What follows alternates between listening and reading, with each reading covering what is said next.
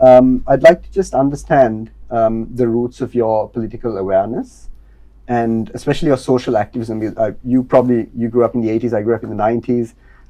It was a very interesting period for Sri Lanka. Yes. We never thought it would be more interesting than it was then. So, but looking back in history, which period do you think really made you politically conscious? Well, I think I was 15 when I met this trade unionist, Bala Tampo, who was a trade unionist. He was a Marxist, socialist, was a great criminal lawyer.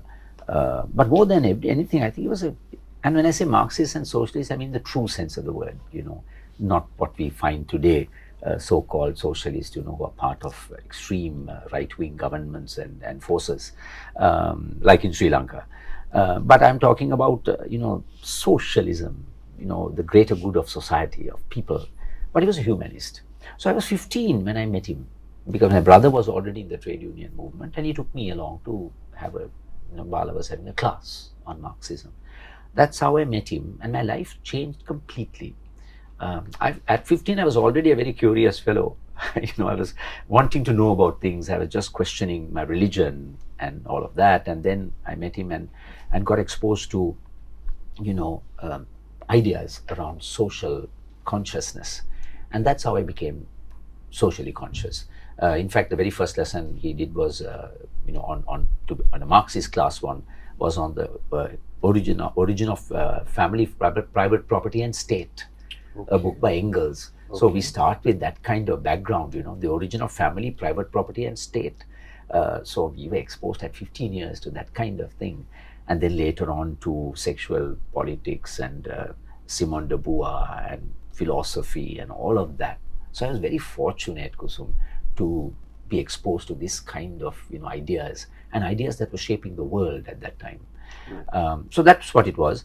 And then through that, I got involved in actual struggles, working class struggles. I remember I was very young, but I remember when the CMU, took up the cause of Prema Manamperi in 1971 insurrection. In fact, the CMU fought against the declaration of emergency and the repression of the JVP and the Criminal Justice Commissions Act, which, by the way, for the first time, allowed the use of torture to extract confessions. Yeah. So they opposed it. And all the so-called leftists in government at that time, including the famous Peter Kenneman, Colvin, and all of them, voted for it. Only one person, Prince Gunasekara, as a Buddhist, he opposed it. And so coming back, they spoke about Prema Manamperi, that she was taken on the streets of Katrama and shot dead. So we were involved in. I was aware of struggles like that. I was in grade 8, but I knew that this was going on. And then much later, other struggles of workers. Then there was a famine in the plantations, and we took a picture of this woman with a pot, nothing. They were dying in the plantation. And we brought a poster out in our May Day in Colombo saying, "Must she die?" And Bala, I remember saying, "Don't die in your line rooms. Come out and die, so that your dead body will be a symbol of the suffering of the people." So, we grew up with that kind of consciousness, of that kind of exposure. Then we were involved in actual labor struggles, trade union struggles. For example, JR introduced the white paper on employment relations, which was about banning strikes, a white paper, because he had if you remember, he had said, "Let the robber barons come." Yes. Yes. And they came, and they stayed, and some of them are still around, and they've caused the problems that we face, the robber barons. But that's okay. But so we protested against it. And that was the height of JR's power. 5-6 majority in parliament, if I remember right. But we defeated it with working class action. And then much later, in the 90s, Eppavala phosphate deposit, our valuable resource, we can sustainably mine it for 150 years, said the National Science Foundation, maybe longer. They were going to give it away to a foreign multinational, Freeport McMoran, notorious.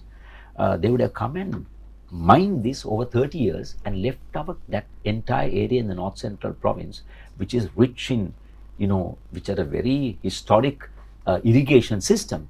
They have left it with like a craters on the moon. And they've done this in Nauru. Mm.